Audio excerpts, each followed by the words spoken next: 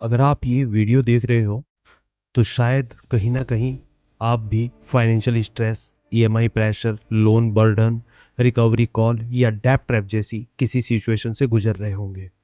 और सच बताऊं तो आज के समय में ये सिर्फ आपकी कहानी नहीं है। भारत में लाखों लोग ऐसे हैं जो बाहर से बिल्कुल नॉर्मल दिखते हैं लेकिन अंदर से पूरी तरह टूट चुके होते हैं। कोई ऑफिस में बैठा है लेकिन दिमाग ईएमआई में फंसा हुआ रहता है और बहुत सारी सिचुएशन में गड़बड़ा भी जाता है। पूरी की पूरी बॉडी खराब हो जाती है। कोई रात को सो नहीं पा रहा है क्योंकि अगले दिन रिकवरी कॉल आने वाले हैं। कोई फैमिली से मुस्कुरा कर बात कर रहा है लेकिन अंदर से एंग्जाइटी और प्रेशर में है। और सबसे दर्द वाली बात पता है क्या है? लोग तुम्हारे स्ट्रेस को नहीं समझते हैं। उन्हें सिर्फ ये दिखता है कि पेमेंट क्यों नहीं हुआ है, लेकिन कोई ये नहीं पूछता है कि तुम ठीक हो भी या नहीं हो ठीक। कोई प्रॉब्लम तो नहीं है, कोई इशू तो नहीं है। सबको सिर्फ और सिर्फ एक ही मतलब रहता है और वो है आपकी ईएमआई, आपके पैसों का। कई लोगों ने लोन इसलिए नहीं लिया था कि लग्जरी लाइफ जीना चाहते हैं।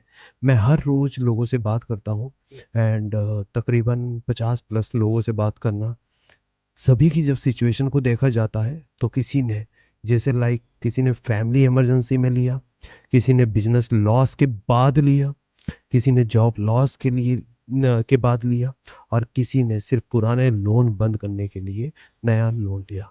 और यही प्रेशर इंडिया में बढ़ता जा रहा है, ट्रेंड बढ़ता जा रहा है। अगर 8% टाइम 2026 का डाटा देखा जाता है तो इस समय पर 2025 और 26 के डाटा में तकरीबन सिर्फ और सिर्फ क्रेडिट कार्ड से जो लोग पर एनम नए क्रेडिट कार्ड होल्डर जनरेट होते हैं वो 10 करोड़ से ज़्यादा के होते हैं। और जो डिफॉल्टर की रेशो रहती है, आप देखिए कितना ज़्यादा डिफॉल्ट हो रहा है। हर रोज जो अमाउंट टोटल डेप्ट का डिफॉल्ट हो रहा है वो तकरीबन 500 से 600 करोड़ रुपए हर रोज डिफॉल्ट होता है, यानी एनपीए हो जाता है। एनपीए का मतलब आप समझते ही होंगे कि 3 महीने पुराना लोन हो जाना है। इसके ऊपर एक आरबीआई की अभी रिसेंटली में मई 2026 में एक गाइडलाइन भी आई है। इसमें कुछ बदलाव होने वाले हैं कि इन फ्यूचर जैसे आपके मल्टीपल लोन चले हुए हैं 10 मल्टीप्लिकेशन अकाउंट से, किसी एनबीएफसी से, किसी बैंक से, तो इसके लिए एक नया प्रोविजन आने वाला है कि अगर आपकी एक बैंक से ईएमआई डिफॉल्ट होती है तो आपके सभी लोन को डिफॉल्ट माना जाएगा। इसके ऊपर मैं एक वीडियो बना दूंगा, अगर आप कहोगे तो मैं एक वीडियो बना दूंगा। और हम बात कर रहे थे डेप्ट की, और बिजनेस लॉस में हो जाता है। लोन एक दूसरे का लोन भरने के जाल में बहुत सारे लोग धीरे धीरे वो डेब्ट ट्रैप इतना बड़ा हो जाता है कि बाहर निकलना मुश्किल लगने लगा। शायद तुम्हारे साथ भी ऐसा ही हुआ हो। पहले एक ईएमआई लेट हुई, फिर दूसरी, फिर कॉल शुरू हुई, फिर स्ट्रेस हुआ, फिर डर, और फिर रातों की नींद खत्म। और फिर इंसान अंदर से धीरे धीरे टूटने लगता है। फोन बजता है तो डर लगता है, अननोन नंबर देखकर हार्ट बीट बढ़ जाती है, व्हाट्सएप नोटिफिकेशन आते ही एंजाइटी होने लगती है, क्योंकि दिमाग में सिर्फ एक ही सवाल चलता रहता है, अब क्या होगा? केस होगा? फैमिली को पता चल जाएगा?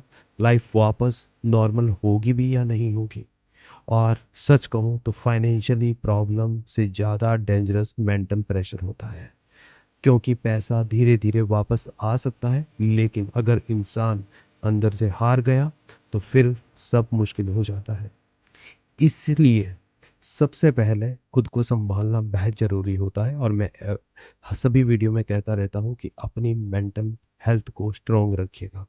और अगर तुम इस समय बहुत ज़्यादा प्रेशर में हो तो ये बात हमेशा याद रखना, पैनिक में लिया गया डिसीजन अक्सर सिचुएशन को और ख़राब कर देता है। बहुत लोग, बहुत सारे लोग ऐसे हैं कि जो गलती करते हैं, एक लोन बनने के लिए दूसरा लोन, दूसरे लोन के लिए तीसरा लोन, और फिर चौथा लोन, और धीरे धीरे पूरा सिस्टम कोलैप्स होने लगता है। सैलरी वहीं रहती है लेकिन ईएमआई बढ़ती जाती है, मेंटल स्ट्रेस बढ़ता जाता है और इंसान सिर्फ सरवाइव करने की कोशिश करता है। और ये आपके साथ भी हो सकता है। लेकिन यहीं से एक चीज समझनी बेहद जरूरी होती है कि कम बैक भी पॉसिबल होता है, परंतु आसान नहीं होता है, लेकिन पॉसिबल है, पॉसिबिलिटी है। ऐसा नहीं है कि सिचुएशन हमेशा एक जैसी रहेगी। और ये हमेशा अगर वापसी से रिकवर करना है तो एक दिन में नहीं होता है, स्लोली होता है, स्टेप बाय स्टेप होता है। सबसे पहले रियलिटी एसेट, जो आपके एसेट लॉस में रहता है, उसको एक्सेप्ट करना पड़ता है कि जो फंड गया वो गया। और अगर इनकम 25,000 है और ईएमआई 50 से 60 हजार रुपए है, तो इसका मतलब ये नहीं है कि तुम फेलियर हो। इसका मतलब सिर्फ इतना है कि सिस्टम अभी बैलेंस में नहीं है और उसे धीरे धीरे बैलेंस करना पड़ेगा। सबसे पहले आपको जो सबसे जरूरी है, एक्सपेंसेस कंट्रोल करना। अगर आपके खर्चे 10,000 रुपए के हैं, तो उसको 50% कम कर दो। टेम्परेरी सेक्रीफाइस करना बहुत ज़रूरी है। अगर आप 4 शूज़ 6 महीने में खरीद रहे हो, एक बहुत है 1 साल के लिए। फाइनेंशियल टेम्परेरी सेक्रीफाइस करना बेहद ज़रूरी है। और ये आपको अपनी ज़रूरत है, जैसे आप मार्केट में जा रहे हो, कुछ मन कर रहा है आपको, नज़र पड़ी खाने के लिए, उसको नहीं, वो आपको अपने मन के ऊपर कंट्रोल करना पड़ेगा। अननेसेसरी चीज़ें बंद करनी पड़ेगी आपको बिल्कुल ही। फिर extra income, weekend work, freelancing जैसा कुछ कीजिए आप। कंटेंट क्रिएशन कीजिए। एंड कंटेंट अगर फाइनेंस में करते हैं तो और भी अच्छा है। साइड हसल इनकम आपको जनरेट करना है।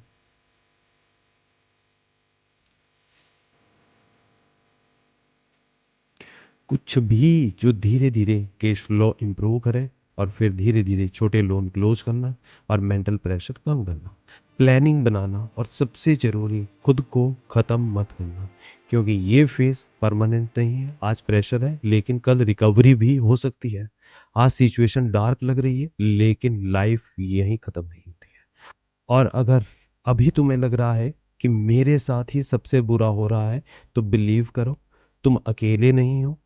बहुत लोग इसी लड़ाई में गुजर रहे हैं, बस हर कोई सोशल मीडिया पर दिखाता नहीं है। कोई साइलेंटली स्ट्रगल कर रहा है, कोई रात को रो रहा है, अकेले बैठकर फ्यूचर के बारे में कोई सोच रहा है। लेकिन एक चीज याद रखना, स्ट्रांग वो नहीं होता है जो कभी गिरता नहीं है। स्ट्रांग वो होता है जो गिरने के बाद भी वापस उठने की कोशिश करता है।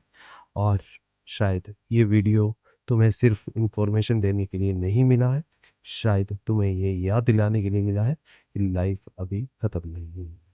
एक दिन वापसी जरूर होगी, परंतु सही स्ट्रैटेजी के साथ। Thank you.